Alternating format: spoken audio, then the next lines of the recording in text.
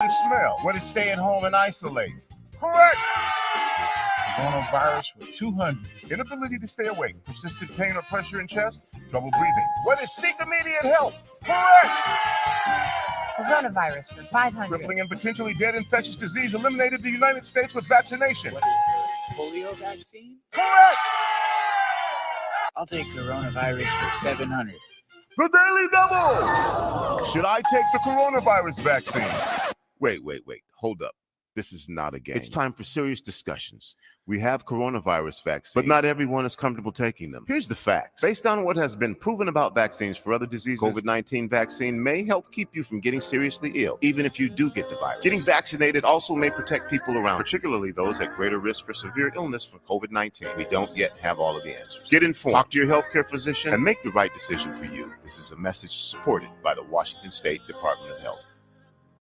The beat of the Fox with nastiness is back on K-Fox Night Beat.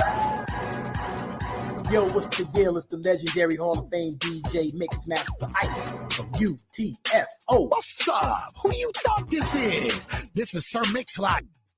And this is Terry Lewis. And I'm Grand Mixer GMS. What's up, y'all? This is DJ Third Degree. This is JJ Hudson from the High Children family. Sunday nights from 9 p.m. to 11 p.m. Pacific Standard Time. It's K-Fox Night Beat with DJ Nastiness. Bringing back the memories. Bringing back the memories. Bringing Seattle's hottest music. Bringing Seattle's hottest music. Rainier Avenue Radio .world. That's my noise. Peace. My name is Keith. I'm a barber from Tacoma, Washington. When the pandemic hit, it did affect me as a business owner. I had my own personal reasons why I didn't get vaccinated. But I was talking to a doctor and he was telling me more about what it could do to protect us and our family. I wanted to get back to that once was, right? I do feel safe knowing that I am vaccinated. I just hope what I'm saying is reaching into people's heads to know that this is the best decision for all of us. To learn more, please visit HereForUs.wa.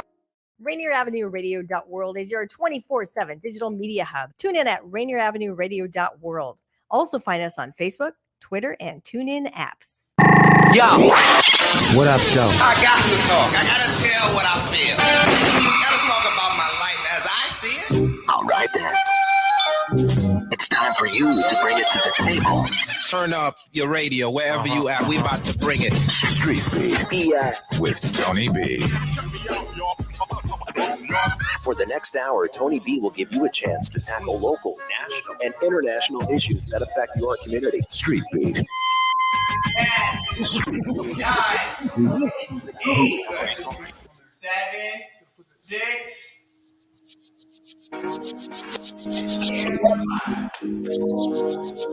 Welcome to this week's edition of Street Beat. It's me, Tony B, and you are with us at the Columbia City Theater live on Rainier Avenue Radio .world. You know what? We've got something special for you in celebration of Women's History Month. Joining us very shortly will be Judith Hill. We've also got an opportunity for you to win tickets to Demetrius Jazz Alley to see opening show on Tuesday night. So a lot of good stuff happening for you. Coming up, just to give you an idea of what we do here on Rainier Avenue Radio. Broadcast 24 hours a day, 7 days a week in the interest of the community. Over 80 programs produced or hosted by members of our community. This coming Thursday, we're going to be having a special program, social equity in the cannabis industry. A lot to that. So you might want to tune in at 7 o'clock at Thursday and check that out. In the meantime, I'm not going to wait any longer because I'm just as excited as you are. Please welcome, for those of you who are out there, clap your hands at home, Miss Judith Hill.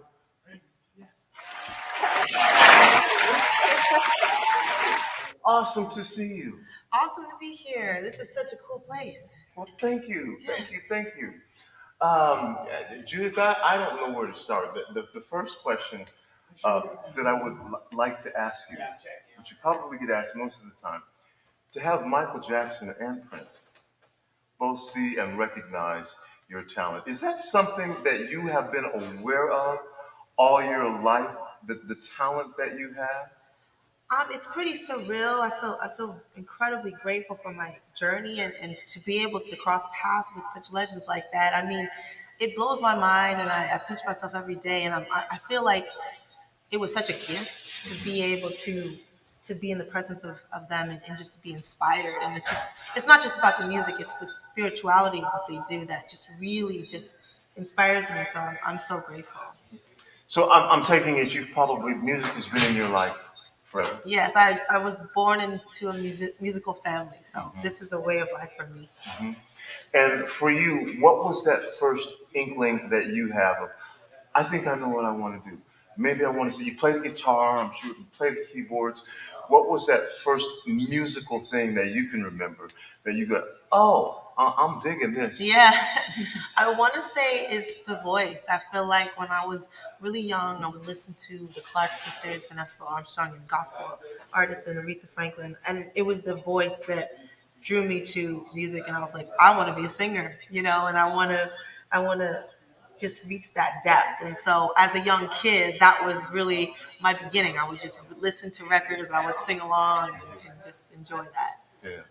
I would like to hear about your journey. Again, just exceptionally talented, but everyone has different roads and different paths to get to this point. When you decided that you wanted to embark on a musical career, how did that start? Obviously, both your parents are musically inclined. They were very instrumental in getting me started. I was a kid that didn't really know what I had when I was young because I was surrounded by just top world-class musicians because my parents had so many friends and they would come to the house and record. And it was just like, as a kid, I would be in my room and I would hear next door like incredible singers, and sometimes they would be recording in my bedroom, so it was just like this wild, like the whole house turned into a studio.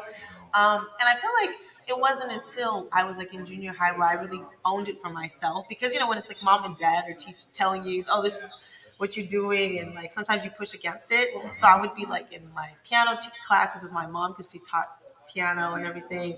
So they're very instrumental in getting me started. And then it wasn't until junior high where I truly appreciated all that wealth of knowledge. And this is Women's History Month. Yeah. For you, is there a significance, during this month for you that you figure I have a responsibility or there's a certain amount of accountability?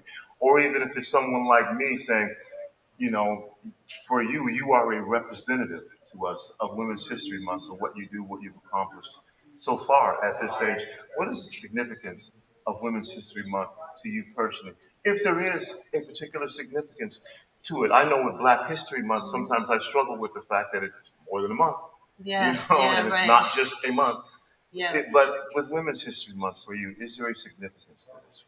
I think like being an artist and a musician in the industry as a woman, I think that there's been a real evolution in like the stereotypes of like, okay, well, women just sing and the producers do this and that, and we kind of just step in. And so I think that like we've come a long way with that, and I'm just proud to be, making my own music, producing it, playing instruments, and doing all this. And so I encourage all the women that I come in contact with, younger kids, or they ask me like, I want to play instrument, I want to learn to record in the studio, I want to do things that are kind of outside of what we were normally seen as doing. And I encourage all the women to just do it. And I think that being an artist is just such an inspiring like symbol to all women to follow your dreams, even in an industry that just seems so hard, but it's inspiring, And so I think that this is music and Women's History Month have a beautiful cross section.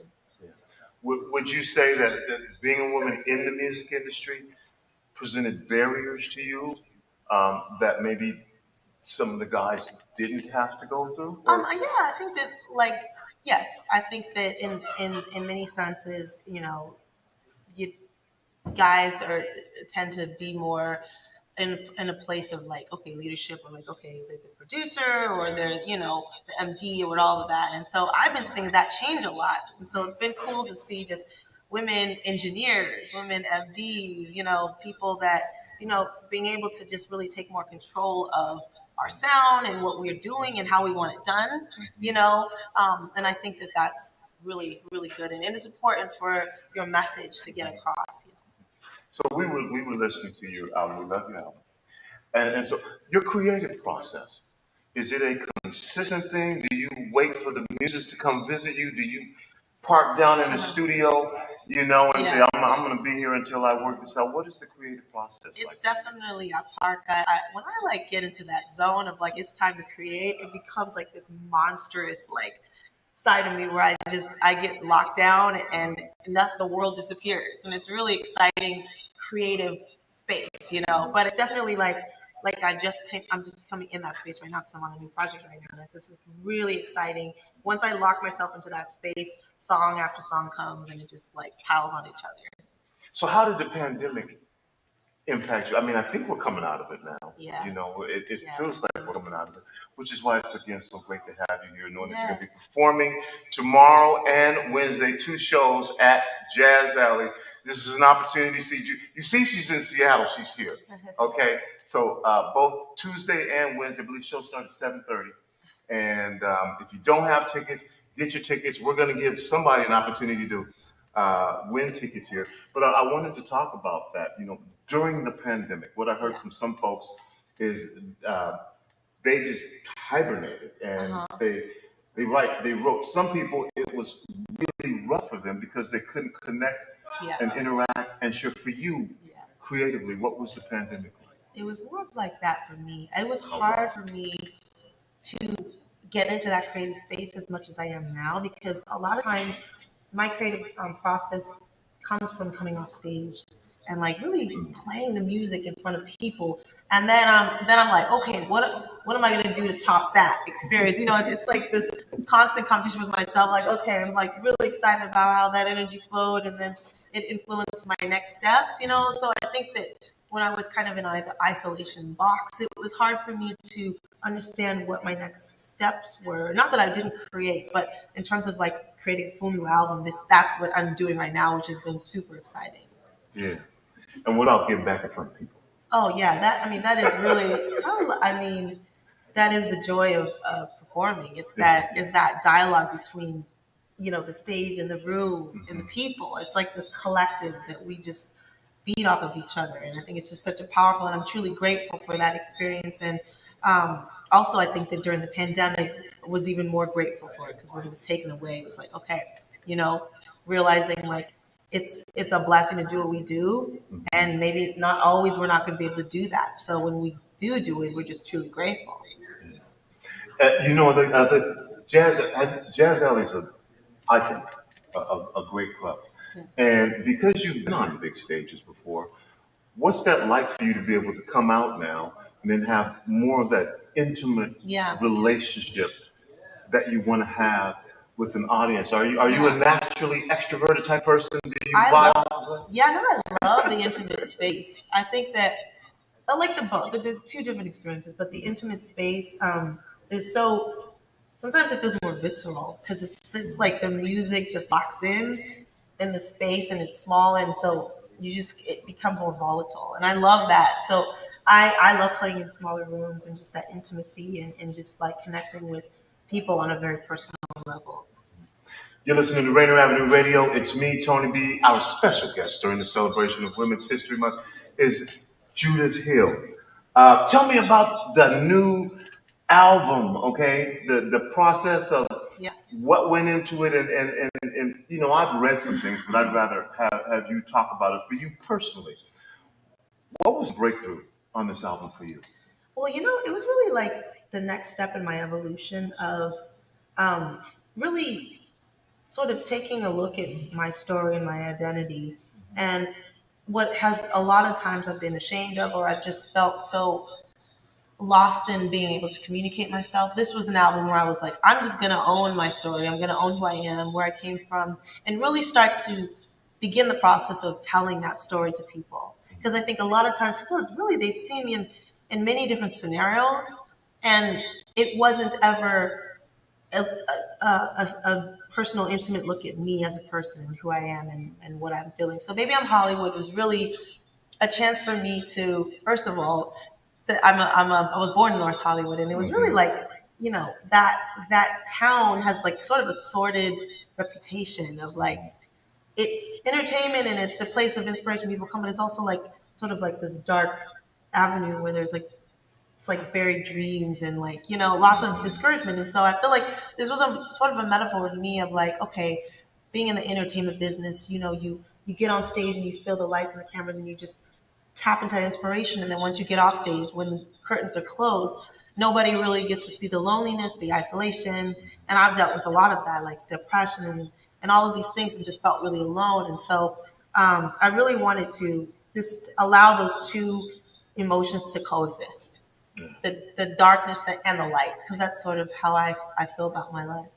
You know, I think that sometimes with creative folks, that does come, but I think that there would be also people out there who were surprised to say that you, as talented as you are, many things that you've got going for you. And I'm not really trying to get all in your Kool-Aid if you don't want to talk about it. But you talked about dealing with depression, dealing with loneliness. Yeah. And I think that for some people, they may have a hard time making that connection. Like, what? Yeah. Can you talk a little bit Yeah, about absolutely. that? I mean, for me, it has been sort of an isolating road as an artist, because a lot of times you spend your times in airports and you go from city to city and city, and then you kind of come home to an empty hotel, and then you come back home and friends don't realize you're back in town. And so I feel like personally I've made a lot of sacrifices as an artist to be, traveling and performing and doing what I love. And I feel like every night it's just so rewarding and it's the gift, But then realizing, yeah, it's coming to a place where I do feel like my world is a little more lonely, a little more isolated, and really feeling like it's hard to find that support system of people that are also in that sphere, because a lot of, your friends from college, they're gone off and they're married with kids and everyone's kind of grown into their own world. And so as an artist, as a traveling artist, you just continue the journey of the show circuit, and sometimes that can be really emotionally tough, but it's also, rewarding at the same time. So, how familiar are you with Seattle? Have you been to Seattle before? I have. I've been a couple times, but it has been several years since I've been back, and I love the city. I'm so happy to be back. So you see, we got you rain today, so that you wouldn't be disappointed. Yes. But you are familiar. It's a beautiful city. We have, I'm sure, as you know, a very storied music tradition. As a matter of fact, Jimi Hendrix once performed on this stage. No way. Yeah. Oh my God, that's amazing. It's a 107-year-old building. That's epic. Yeah, Smashing Pumpkins, a whole bunch of Love it. different artists have performed here. When you think back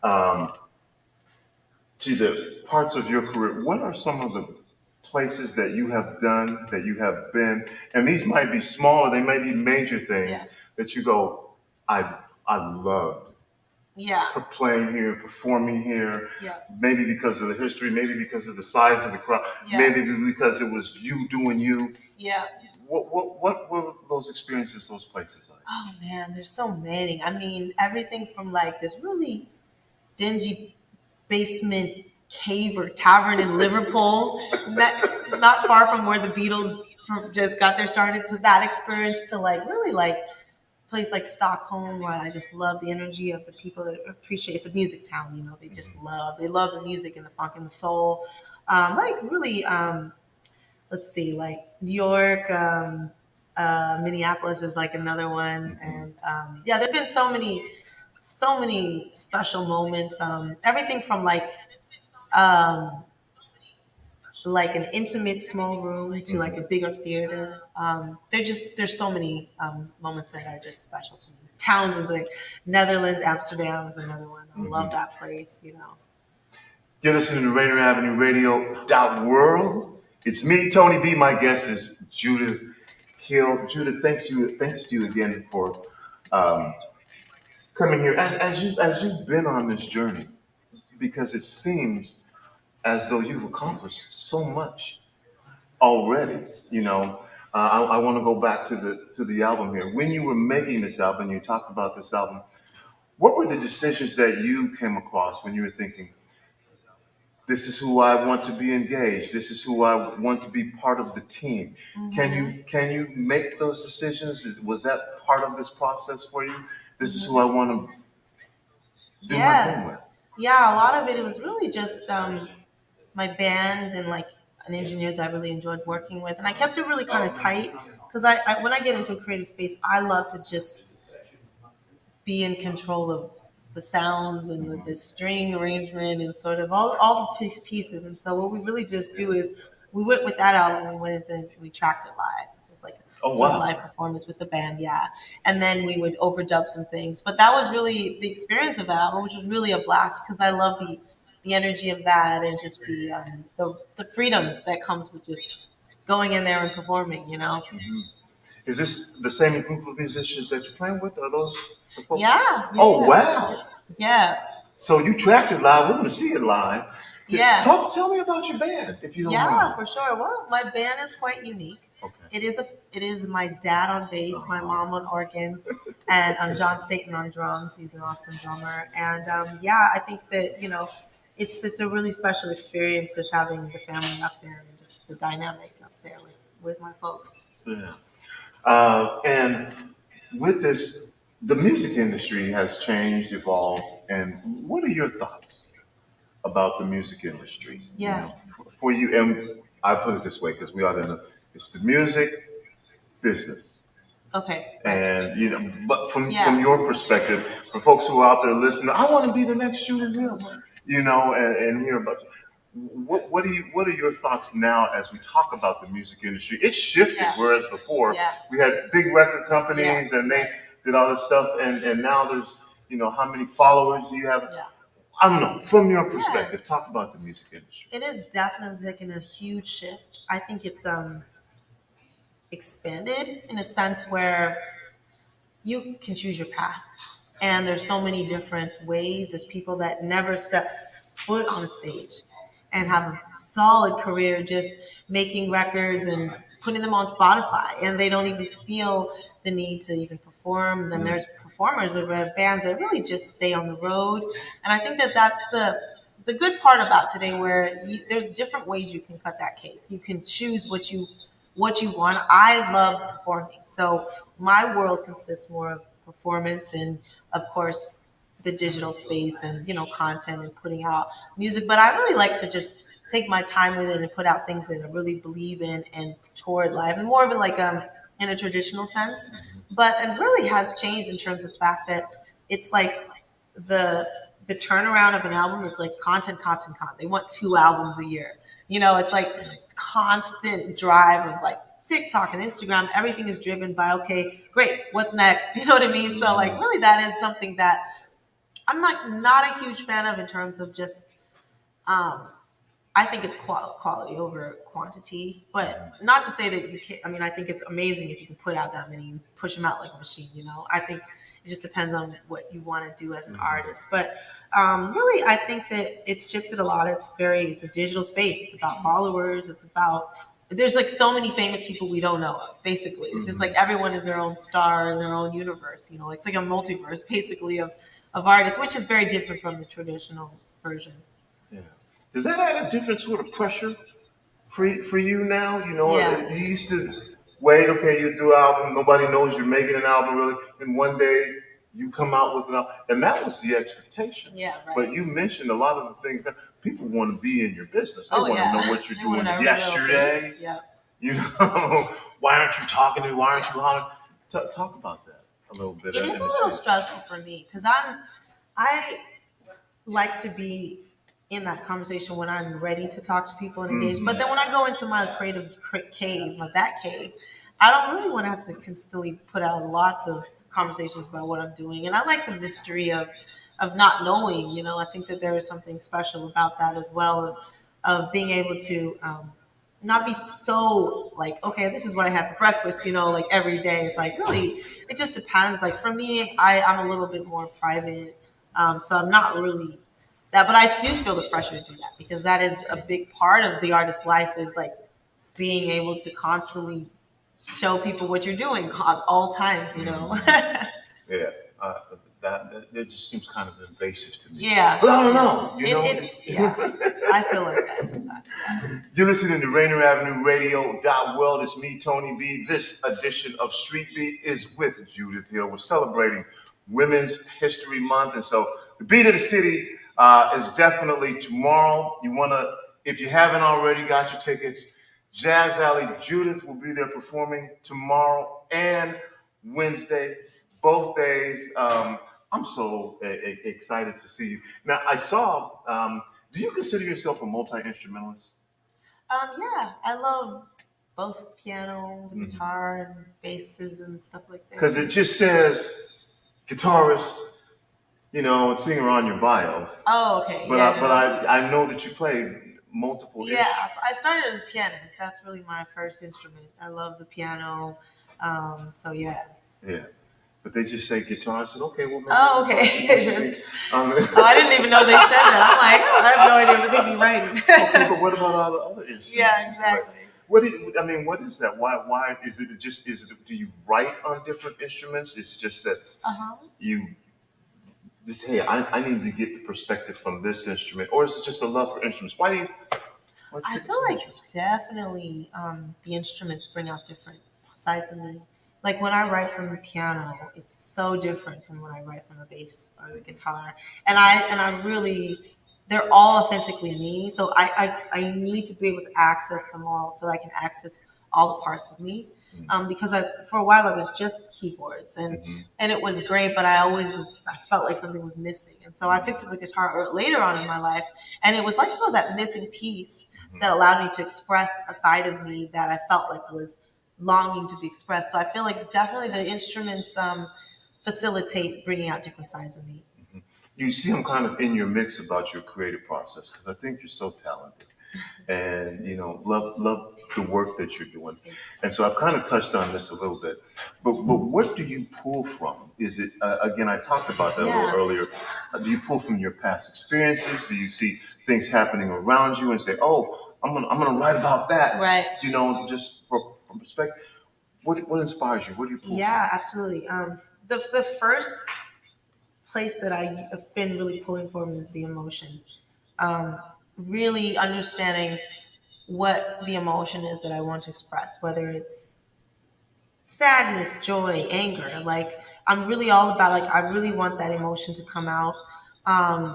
And so really the music is facilitating and building around that more so than it has been in the past, where I was really music driven. I was like, oh, this is fun. And then we just kind of talk about fun things. But now I'm really about surrounding emotion. And my process is different. It's I draw from everything from deep grooves and chord changes to just I'll be sleeping and I'll hear a melody and I'll wake up and I'll have to record it on my iPhone. It's it comes from the craziest spaces.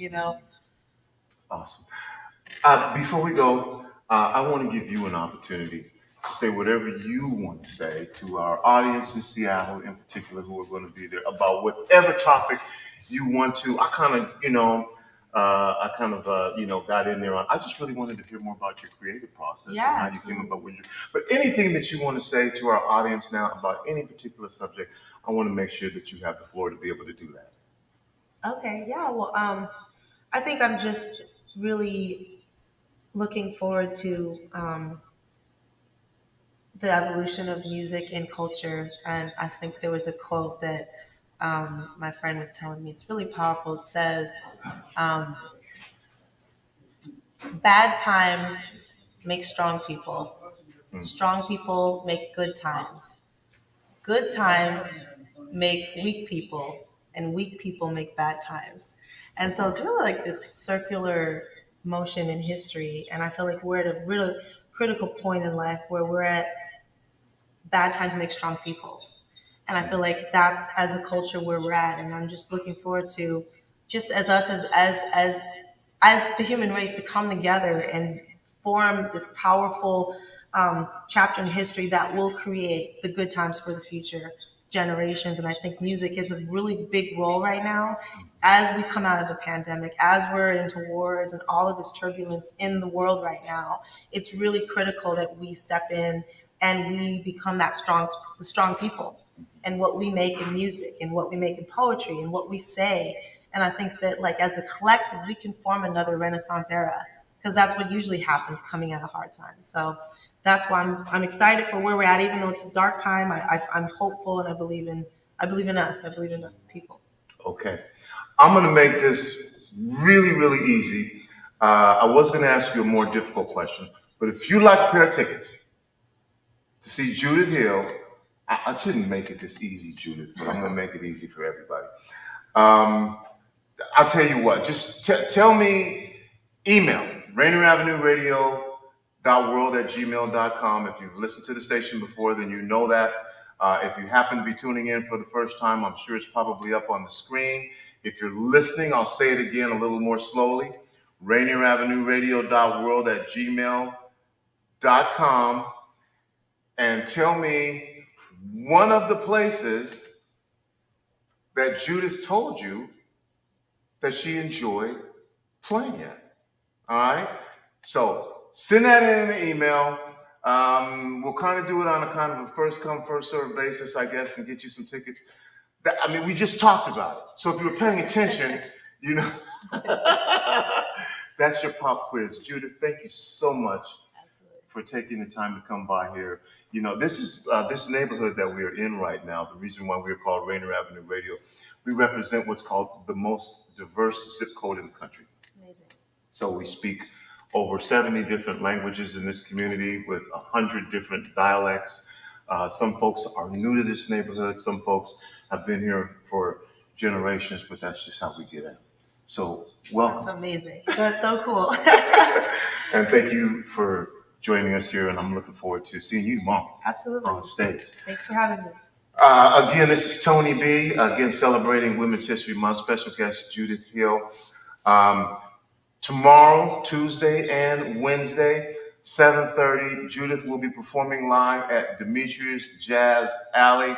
So happy about the relationship that we have with Jazz Alley. But that's it. That's all the time I have. That's going to do it for the kid. It's me, Tony B., your host of Street Beat, saying, remember, whether you believe you can or whether you believe you can't, you are probably right. We're out.